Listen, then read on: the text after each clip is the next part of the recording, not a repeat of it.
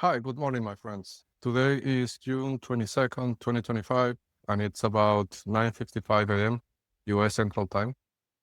My name is Rinaldo Aguiar, and I'm making this video as a part of the campaign that I'm advancing titled Bring Diosdado to Justice, Bring Diosdado to the US. So today I'm going to make a short video about, it's a collection of small items that I've been meaning to mention. And for one reason or another, I haven't been able to. So to recap, so far I've documented on video two of the bigger clusters of agents and effort that they have put together to silence me, right? That's for the last 2 years, that has been the goal, to silence and to steal the counterintelligence tech that I've developed. Because of course that's their trade, that's their industry, that's what they do. Like they don't really do anything else but steal information. So this technology is valuable to them if they can understand it, right? Like I bet that if they steal it, they won't be able to run it. And this is what happened before when they stole key opinion leaders, right? Like the technology. They had to create a series of interviews with the Snowflake and Databricks and all those things. The purpose of those interviews was really to ask me how the technology worked because they couldn't understand the code, right? And it's not because I'm smarter than them. It's just because what I mentioned before, right? That this anti-pattern of promoting people based on whether they're willing to, how do I say this? They promote people based on whether they're willing to give their sister to another man or their wife to another man to steal information, right? So the individuals that are willing to go to those lengths are the ones that get promoted. But the problem with that, as I mentioned before, is that those individuals, their main trait is that their moral compass is non-existent, right? But they don't have any real skills in what they do professionally. So what happens at the end is that the individuals that are like more, let's say, more open to commit more serious crimes end up at the top of the organization, at the top. But those are not the ones that are the most skilled. In fact, those are the ones that are the least skilled. And what happens at the end is that the people at the top are idiots, right? And they make these stupid mistakes that bring them to this situation they're in today.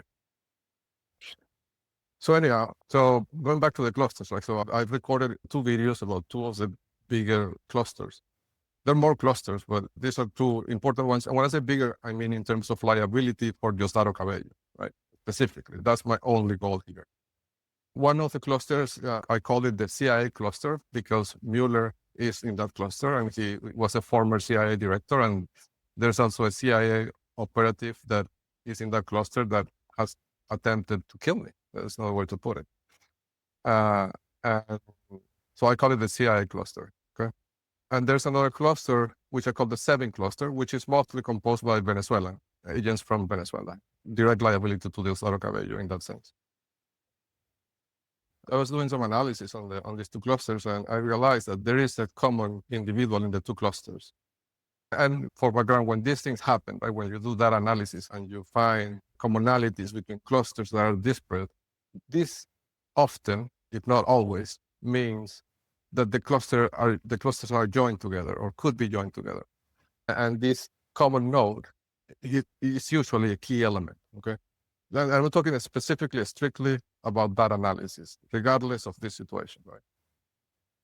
Now, this common individual that is present in the two clusters is Harold Martinez. The reason why he's in the two clusters, on the CIA cluster, because he was co-clustered with the white SUV of Robert Lanham at Lake Point Estates. So that's the connection that he has to that cluster. And to the 7 cluster because he was the one who referred so many data points. So this is the story that they told me, right? This is what was presented to me. Probably not true, but what was presented to me is that he is the boyfriend of Jenny Espina. Jenny Espina is the sister, blood sister of my former partner. So she would be like in paper, right? What they told me, she would be my sister-in-law, I think is the term, right? So Harold Martinez supposedly was the boyfriend of Jenny Espina. So there's a direct connection to me there, even in that story that they told me. And then Harold Martinez was the one who introduced Mansour to me. directly, right? And Mansour came to my home and gave me these dangerous biological agents that infected my eyesight, my eyes. And I believe he infected me with COVID in more than one occasion. And I believe he has a close connection to Penelope Suarez that dates more than 20 years. So that's another vertex or another vector of that connection between Harold Martinez, Mansour, and the rest of the Seven cluster. Now, I have to say this, and I don't know, when I do this kind of analysis, I make the conscious effort to not generalize, because generalization is a dangerous anti-pattern.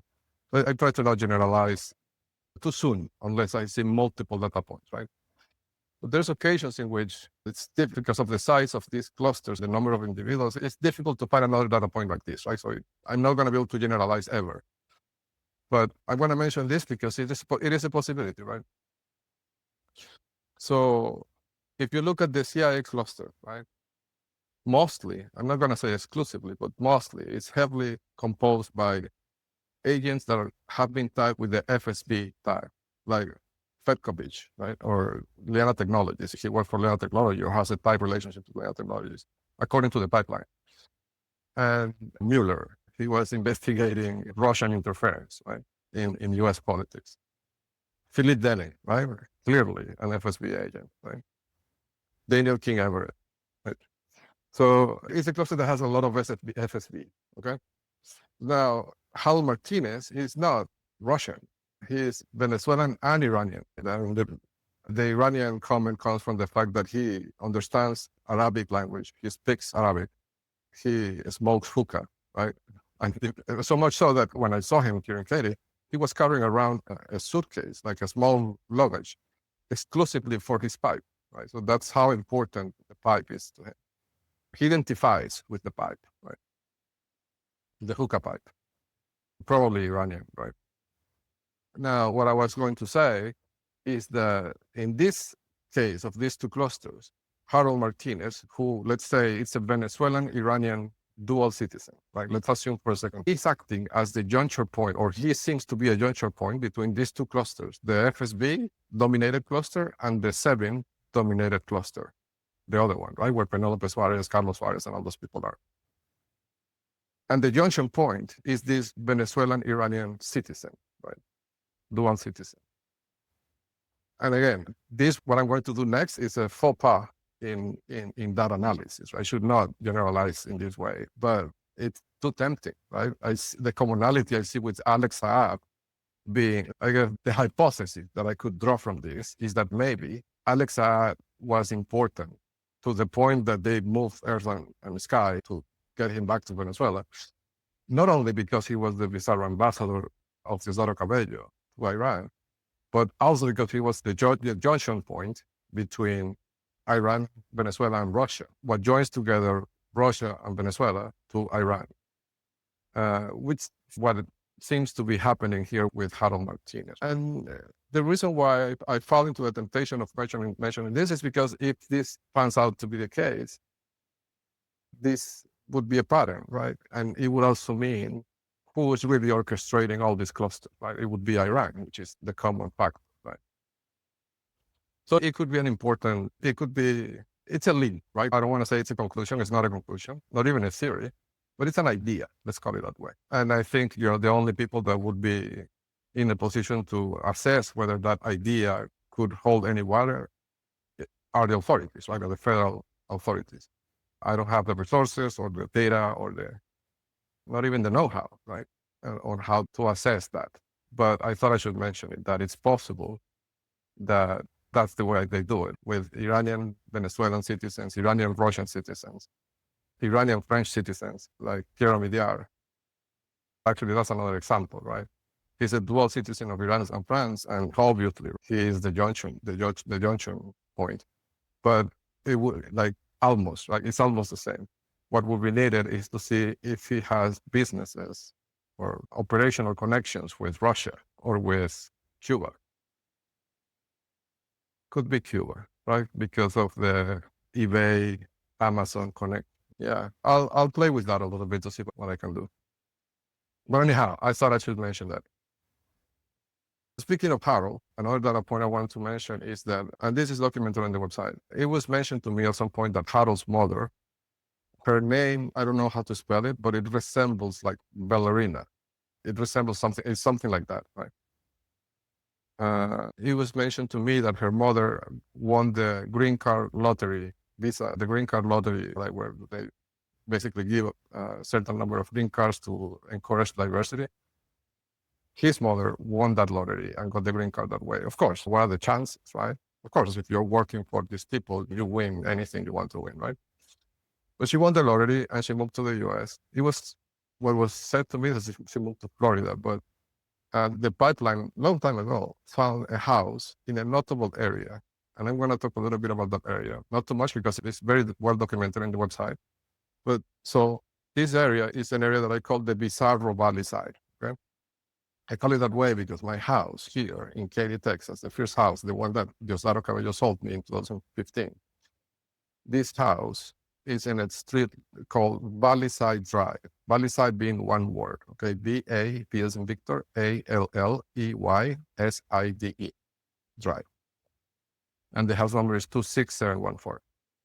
Now there's another street, and this street is full of agents, right? I think there's only 2 houses that are not agents. But so there's another street called Valley Side. It's exactly the same, but there's a space between Valley and Side.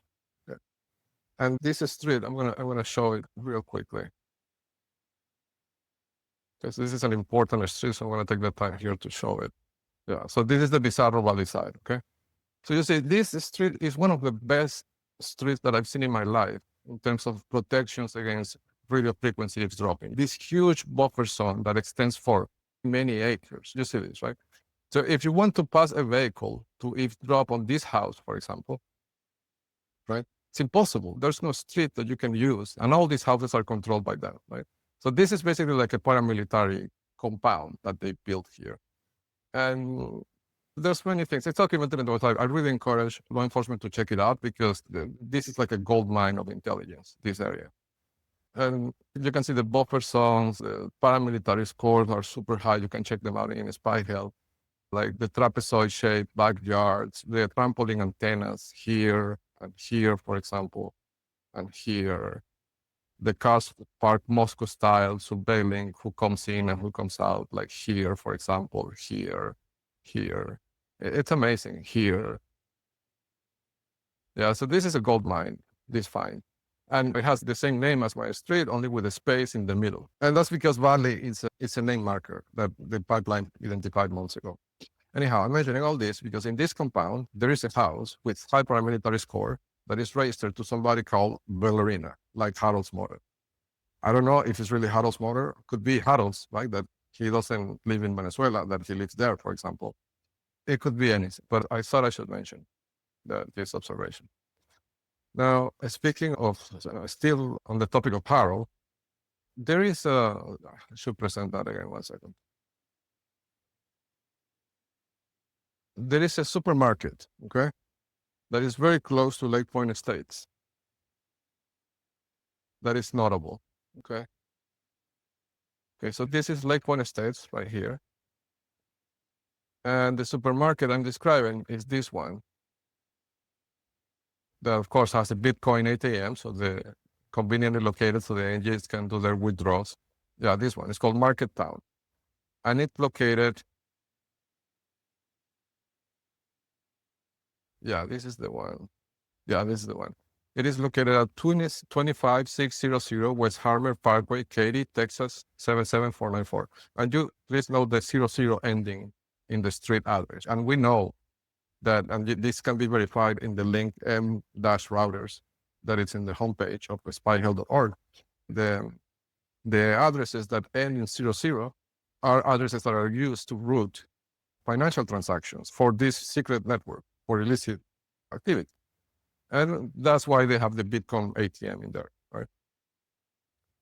The Bitcoin Depot ATM. And Bitcoin Depot is, of course, that company itself is marked in the index with high paramilitary scores, and all the ATMs are marked, right? That's a prime target for IRS agents to look into. And I reported them to the IRS, the Bitcoin Depot ATMs. more than 8,000 ATMs nationwide. Imagine that. The volume of the financial crime, right? Just in that company. Anyhow, this, I'm mentioning this particular market town location here, because this market is an Arabic market. Like they cater to the Arabic community. All they sell are Arabic products, okay? And the reason why I'm mentioning this is because in this market, like 2 years ago, it's not there anymore. If you go there, you won't find it. But 2 years ago, this market had like subdivisions. It was like partition in segments, okay?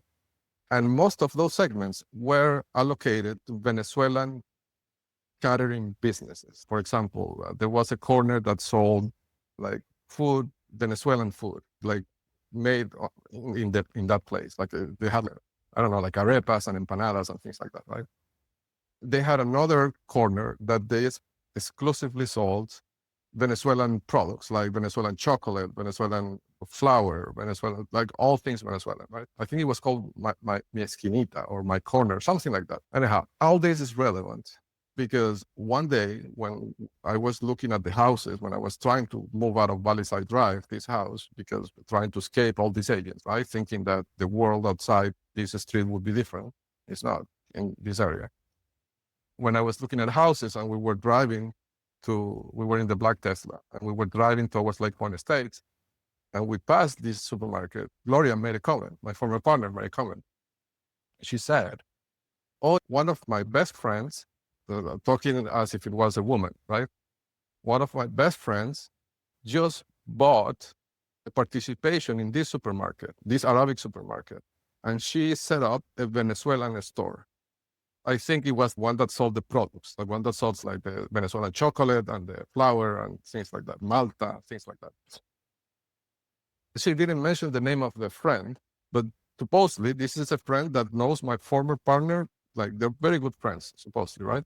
And she bought a participation. I've never been in the supermarket business, but I imagine that investment must to buy a section of that huge supermarket. It must be a few $1 million, right?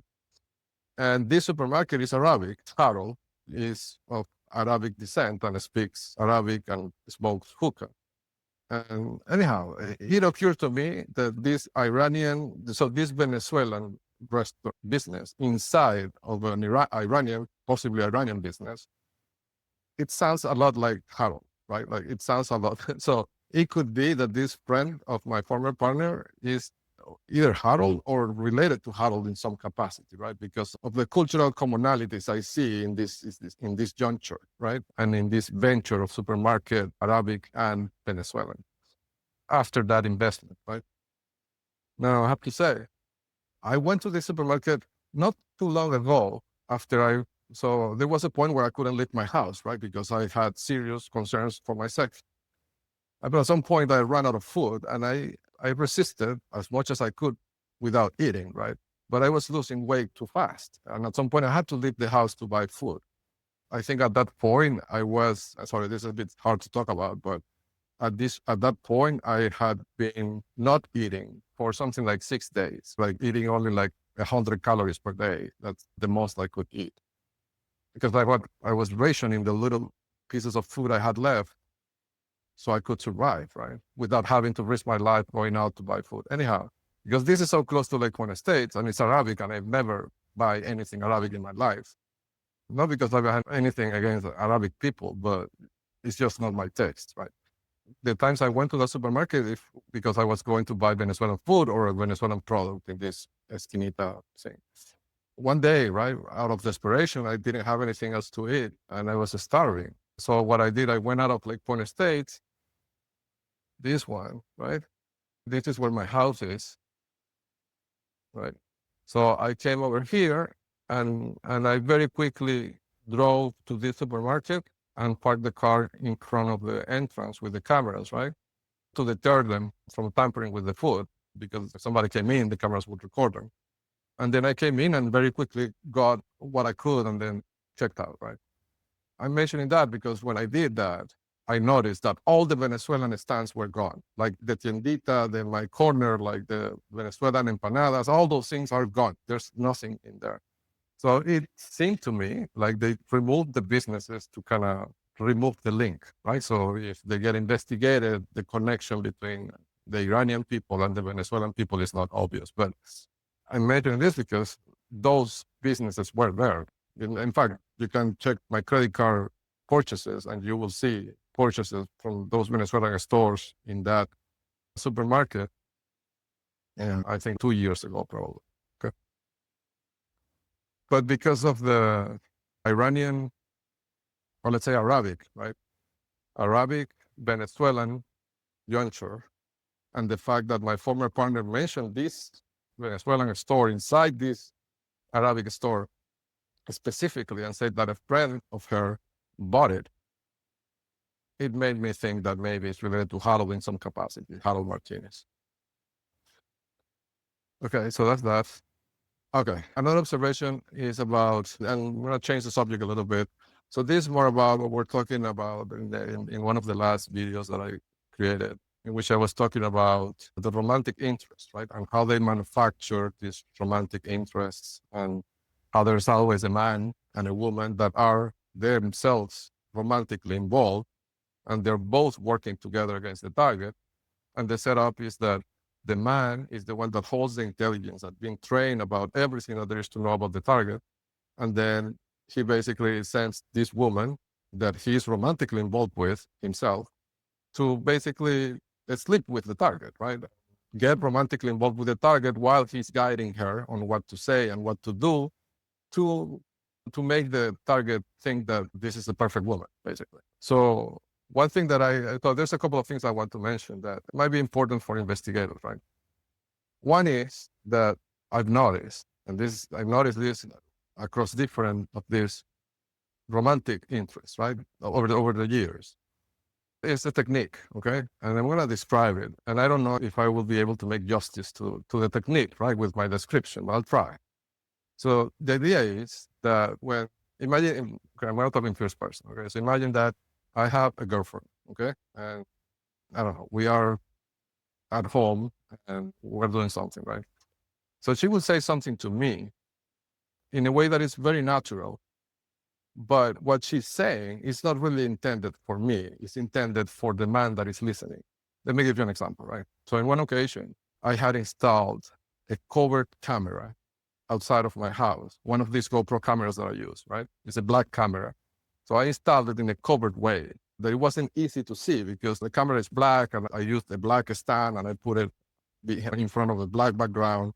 It was very difficult to see that camera, right? But this romantic interest, right? She saw the camera because she parked the car very close to where the camera was and she saw it.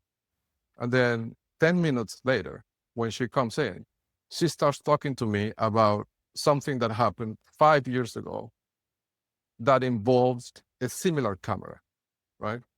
She brought it out of the blue. We haven't talked about this camera ever, right? But I installed that cover camera maybe an hour before. And then she comes in and she starts talking to me about that camera. I understood that she wasn't talking to me. She was giving a warning to this man that there was a camera that was covered, okay? Now, that also told me that this man was in the house next door where I was pointing the camera towards, right? Because otherwise, why she would warn him that there was a camera? So that's the technique. The technique is they would say things to you, but it's really a message for the other person, right? Or in one occasion, I'm pretty sure a romantic interest installed a sensor near the mailbox, right? And a radio frequency sensor. Because she started insisting on wanting to help me to do the edges of the lawn, which is unusual. This person never wanted to do any gardening work. And all of a sudden, after a visit to the Great Wall Lodge, she wanted to. Anyhow, so I understood. So she was doing that work. But then things escalated a little bit with the conflict with this organization. And then one day she started asking me to please mow the lawn, specifically the edges around the mailbox. I understood that what she was doing was sending a message to this man about the location where the sensor is located, near the on the edges near the mailbox. She was basically telling him or them, where is the sensor that you need to remove. And then a few days after that, a parade of agents started passing in front of my house with phones pointing them at the mailbox, including the Kroger pharmacy man. That was when that law firm sent me that harassing letter about the Phil Denning sent, basically, the man that looks like, let me show you. If you go to spyhill.org, go to evidence.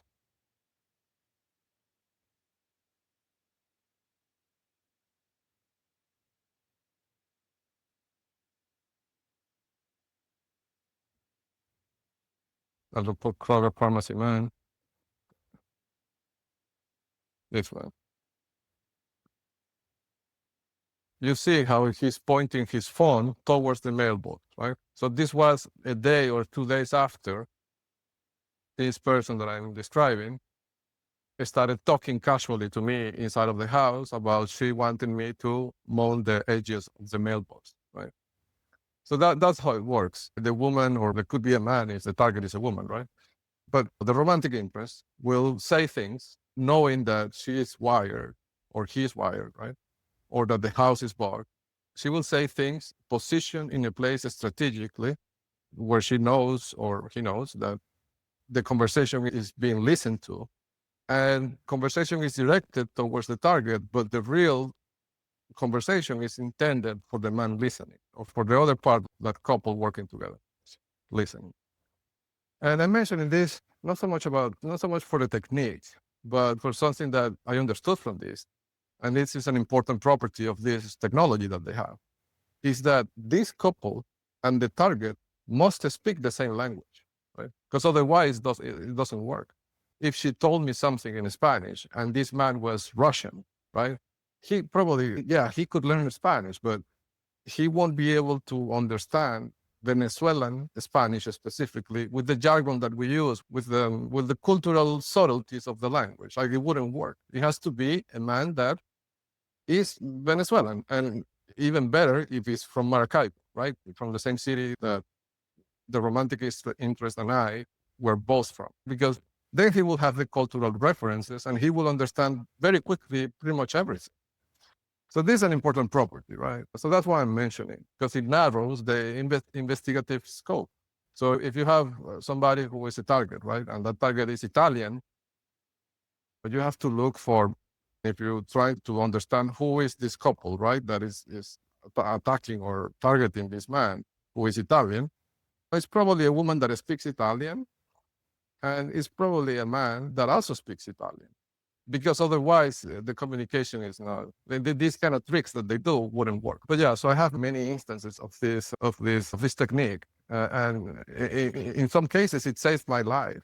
In one instance, Penelope Suarez told me, she was offering me, this was at the point where they were trying to make me have a heart attack by dehydrating me with tampered medication, giving me diuretics, making me run 50 miles per week. And at some point, right when I was supposed to have the heart attack, she told me, using this technique, she told me, I have something special for you that I want to give you. This is a special quesillo. Quesillo is a Venezuelan sweet that it's a type of, how do you call that in English? I don't know what, it's like a flan, something like that I like a lot. And so she told me, I have a special gift for you. This is a flan that my mom made especially for you. But I understood when she said that she wasn't talking to me. She was talking to Mansour, probably, or Francisco, I don't know. Or Harold, I don't know. But what was special about the sweet was that it had a special ingredient. So of course, I refused to eat it. I said, no, I'm not hungry. And then she did this. But sorry, I'm laughing. It's just that thinking about it, right? It's funny. So she said, okay, don't eat it. But then she turned around and she put it next to me, right? Literally 10 centimeters from my mouth. And she left it there and she left, right? She went to another place. But knowing how much I liked that specific sweet and putting it so close to my mouth, right? So I started laughing, right? And she asked me, why are you laughing? And I said, if you put it that close to my mouth, I might as well eat it and I'll see you on the other side. That's literally what I said. But of course I didn't. And she started laughing, right? I think she understood that I understood. but I didn't eat it. I'm still here. But that's to say that it's one of those instances with the capacity to be observant, right, could save your life. And I think if there's one message I would like to give people that may eventually watch this, is that, right? Be observant, be present in the moment, and be aware of what's happening, because it might save your life. And I'm saying that from experience, unfortunately. Okay, so that's the common language observation, right? Basically, I think that in most, not always, right? I guess if they cannot do it that way, they will do it in some other way, but they could use translations, AI, whatever, right? But it works better if the three individuals, the target and the two agents working together as a couple, all speak the same language and are from the same place because of the cultural factors in that. Okay, now I'm going to talk about another topic, which is common bugs. Okay. And common bugs, there's three categories. There are bugs that they plant in your car, there are bugs that they plant in your home, and there are bugs that they plant on people, either on you, on your romantic interest, or your kids. Okay. I want to talk specifically about one of them, which is the bugs they plant on your romantic interest, because we're in that topic.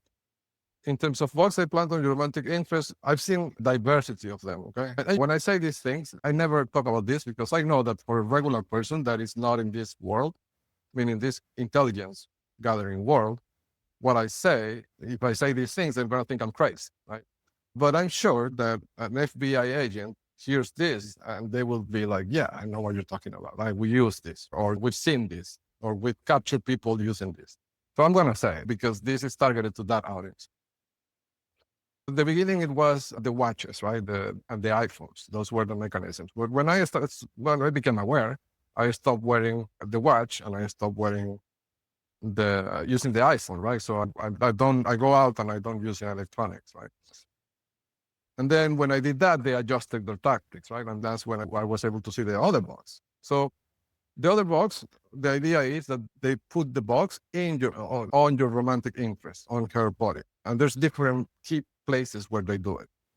I'm going to talk about the ones that I saw, and maybe these were tailored to because I run, or it could be tailored to that. I don't know. There might be other places that I didn't get to see. Okay, but off the bat, I want to say this. The base of this technology is materials engineering. These people are able to put microphones in places you wouldn't imagine, right?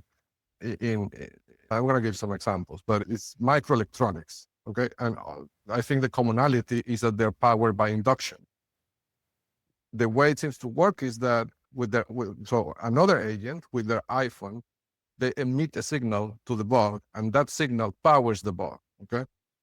And when the bug is powered, it transmits. It enters into kind of an active mode and then transmits, and then the agent gets the transmission with the iPhone, okay? But while it's not being induced with power in that way, the bug is still, I'm guessing that it can retain a little bit of charge, enough to power a small memory, and it records in a small buffer memory. That's why they have to be constantly passing next to the target, because this thing cannot hold the data for long periods of time, nor a lot of data. So I don't know, but from what I've gathered, I think this thing could probably record 5 minutes of conversation, right, or something like that. And then within 5 minutes, they have to come and collect it, because otherwise it's lost, or the bug gets full. I don't know if it's first in, first out. If a new stream of audio comes in, the old gets discarded if it wasn't collected. That's a possibility. So they always get from the bug the latest conversation, right?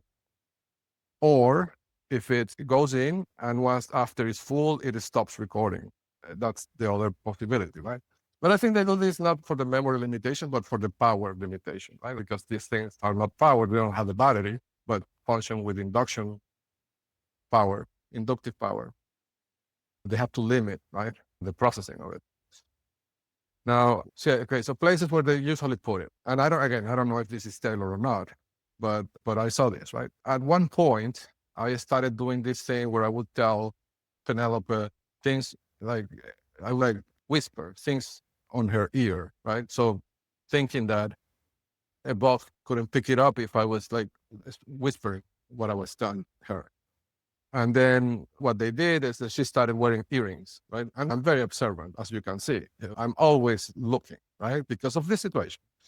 And I noticed that she started wearing earrings. And I noticed that because that she wasn't wearing earrings before. And now all of a sudden, every day I saw her, she was wearing earrings. Of course, the bugs were in the earrings. And so when I whispered something to her, I was whispering it to the bug, right? These bugs were made of gold. Okay. I asked her about it. And she said, oh, no, these are old earrings that I brought from Venezuela. I don't know if that's true or not, but that's what she told. If it's true, it could be important because if it's really true that the earrings came from Venezuela in 2015, that would put a timeline to the operation. That's why I'm mentioning that.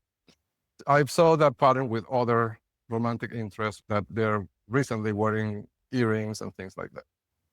There's another piece of gold that is interesting. It's a bracelet that I gifted my former partner when Marcelo was born. It's a Cartier bracelet that I bought in River Oaks, in the Cartier store at River Oaks. And for my means, it was an expensive bracelet. And I gave it to her to mark the occasion because we're not married and I wanted to do something nice. And I engraved the bracelet with a small inscription.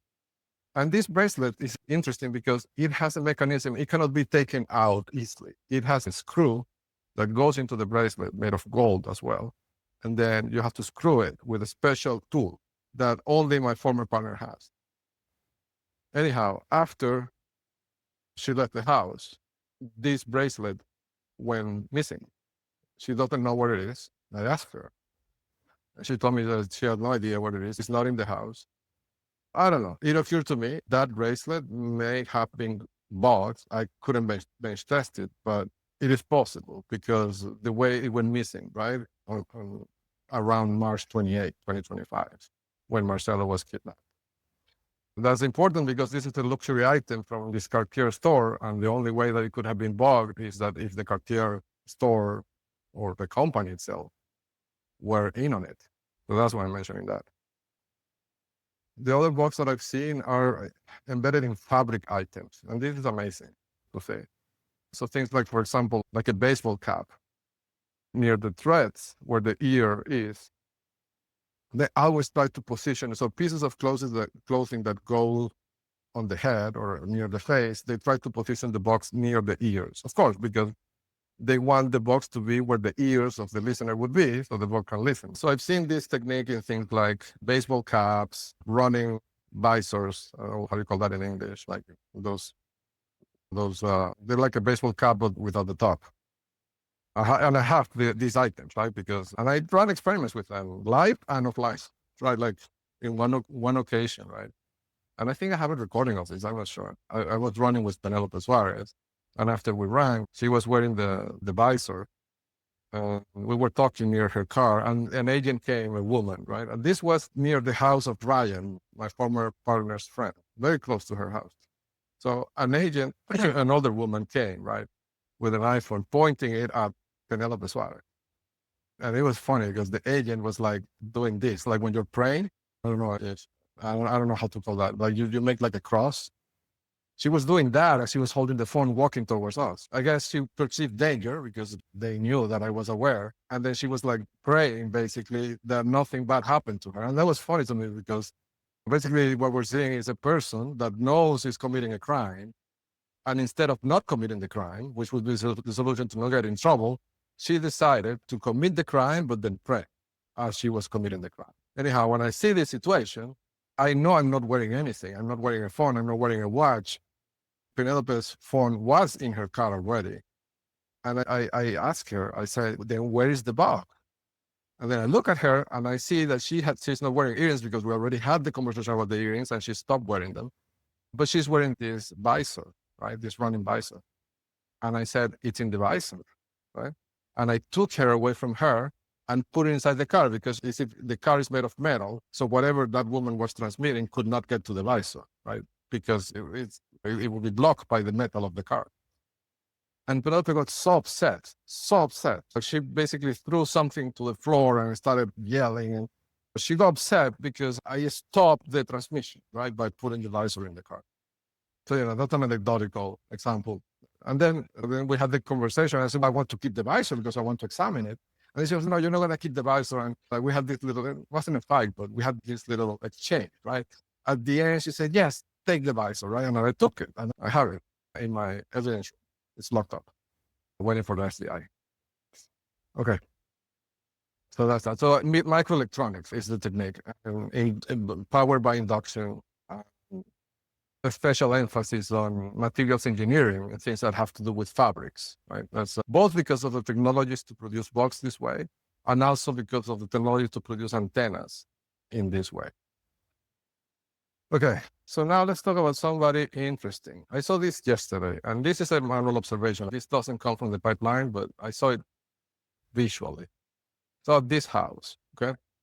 The address is 24903 North Point Place, Katy, Texas, 77494. Now, my system didn't pick this up, and I have to debug why. I want to debug why, because the camera should have picked it up, but they didn't. But what I saw yesterday is that this house, and this is one of the most expensive houses in the subdivision, it's probably $3 million, right? And it's marked in the index. I think it ranks number 7 or 8 in the list of all the Lake Point estates agents. And notably, the tax records of this house were removed from the county records months ago, many months ago. And the pipeline picked this up months ago, right? That this is a ghost house, basically, as many other ghost houses we're seeing, which is a marker of importance, right? I mean, from the perspective of my system. If they're removing the county record, the tax records, is because it's somewhat important. There's no other way to put it. And also, this house falls in the 03 channel, which is a very rare channel, right? So this is somebody very important. Now, all that I knew before. What I didn't know, which I saw yesterday, is that this house has 2 statues of lions in the front porch. And I know, and the system, I know this programmatically because I saw in the system that lions is a superlative marker of prominence. Like cats, lions. So cats are not this, but lions are like and there's many examples documented in the website, in the evidence page. Please check it out. I think one of the Wolf establishments, not the Great Wolf Lodge, the other one, the Mill Wolf Lodge in Houston, is in a street with the name market Lions as well. So that gives you an idea. But anyhow, this one has 2 statues of 2 lions in the front next to each other on each side of the main entrance of the house. So this is a marker of prominence for sure. So this person is super important, super important. Maybe even more important than Mark Swisher, right? Now, that's what I wanted to mention about that. Now, also on that note, there is a house on Mist Lake, on this street, that also falls in the 03 channel and was co-clustered with that house that I talked about before. Yeah, this one. 24, see, the number is exactly the same, 24903, but instead of being in North Point Place, it's on Mist Lake Court. This one, there's a lot of data about this one. This one ranks number 10 in the list of all the Lake Point estate agents. And that person also has a house registered to his name at 2307 Hickory Chase Court, Katy, 77450. And his phone number is 281-492-7379. And he is the president of something called the JDDA Foundation, Inc. in Houston, which supposedly is a tax-exempt company, a nonprofit, since September 2016, with the employer identification number 81-3420152. And the name of the agent is Oak, like O as in Oscar, K as in kilo, space, J as in January, U as in umbrella, space, Y as in yo-yo, O as in Oscar, O as in Oscar. And this person apparently was born around 1954. So it's something like 71 years old, something like that. And the company is JDDA Concession Management. Okay, this is an important agent. So I wanted to mention that. Okay, so the other thing I wanted to mention is about, I spoke in one of the videos about Villa Sport, right? Being a very important hub for this criminal network, which is here. There is a business called Union Kitchen, this one. And I want to mention that my former partner, for some reason, seems drawn to this location. Like she always eat there many times, and many of her friends from the gym, when they want to talk or something, they go to eat there. And it's important for many reasons, right? One, it ends in zero, the address, so it could be tied to financial routing. Interesting. And secondly, because it has the Union name marker in the name, right? Which also tells me that it's an important location for this network. If anybody watches this video from the FBI and you want to catch some foreign intelligence agents, non-registered, go to the Union Kitchen and have a meal and bring with you your spectrometer. Now, let's go back to Lake Point Estates. Yesterday, another observation that I saw manually. I haven't run this through the pipeline because I was already leaving, but there is a house here. I'm going to tell you exactly what it is. This house.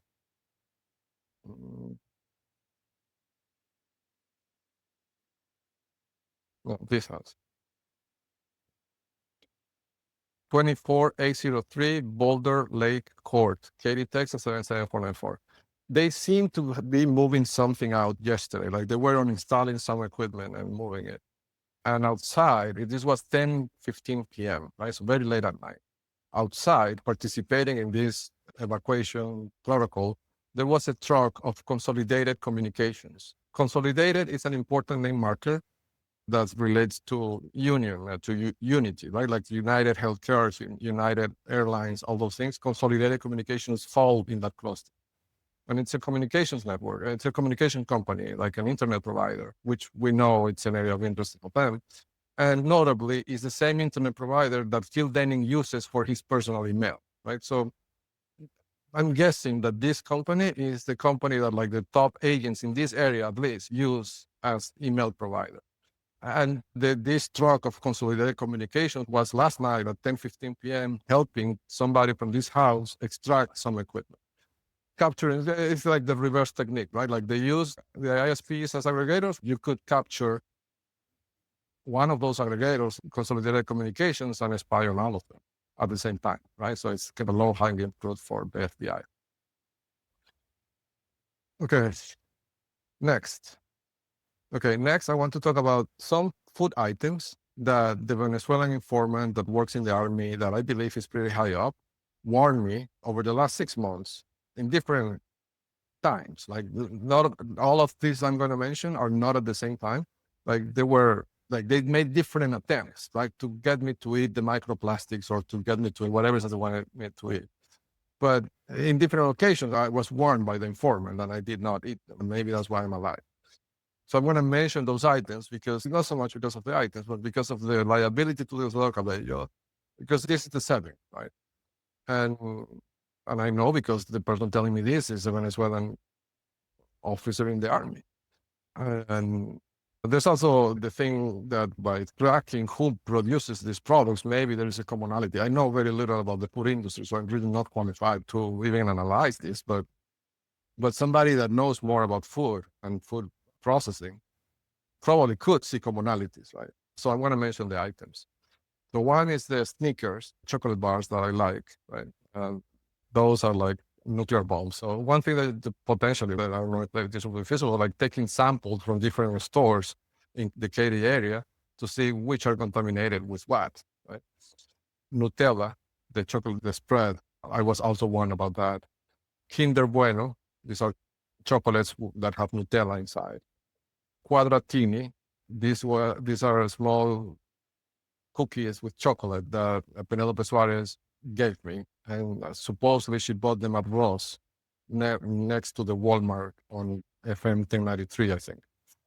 And interestingly, these Quadratinis and the Kinder Buenos are bowls in the top shelf at this Iranian market that we were talking about at the beginning.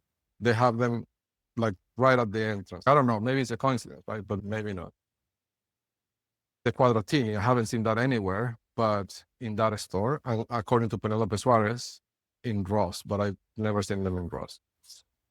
Cornflakes, the cereal, even the generic brands and the Kroger brands and the Kroger generic brands of cornflakes and the HEB ones. I was warned specifically not to eat any of that. And I have samples of all these stored frozen, right? We're waiting for the FBI to check them out.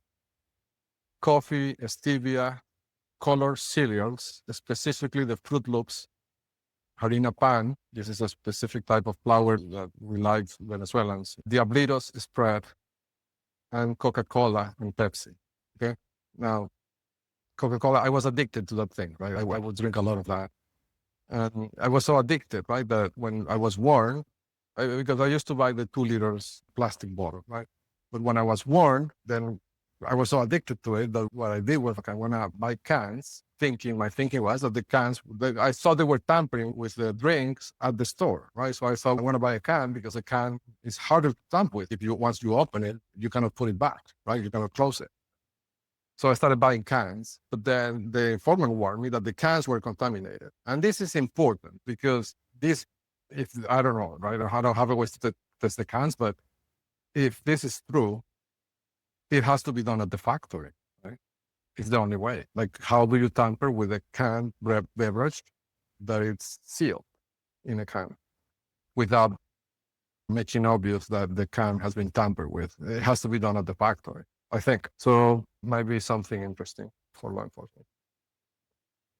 So with that, I'm gonna end this video. I think it's a good place to end this one.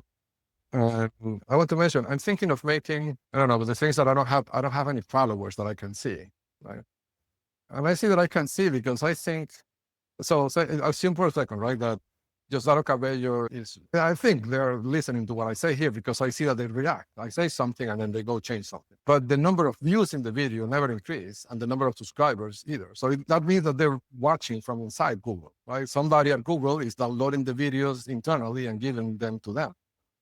And I don't know how to say this, but I'm seeing that they're retreating. The destruction yesterday at house at Lake Point State, and I've seen a lot of other things that let me see that they are retreating, seriously retreating. And that makes me think that maybe the real law enforcement is doing something, is acting, is becoming visible in some way. And I have no way to see, right? But I don't know. It appears to me that if the Diosdado Cabello and the Chinese and all those people are watching the videos without increasing the number of views in the video or the number of subscribers, it appears to me that maybe law enforcement is doing the same thing. I don't know. I have no way to know, really. But I'm saying this because I'm thinking of making an Ask Me Anything session. I don't know if viewers will be familiar with this term, but in the tech industry, they will do these sessions where, like, somebody that knows something about something would open the floor for questions. So I was thinking of making a live session or an Ask Me Anything session about this topic of counterintelligence and things like that, that I've gathered this information and I'm wanting to share it with people. But the challenge I have is that to do that, I have to have 50 followers on YouTube, at least. They won't let me do a live if I don't have 50 followers, and I don't have 50 followers. So that's my blocker. So anyhow, if either of the two teams, the bad guys or the good guys, want to ask me questions, I'm open. Even to the bad guys, I'll answer your questions. But give me some followers so I can do that. Okay? Thank you so much, my friends, and see you in the next one.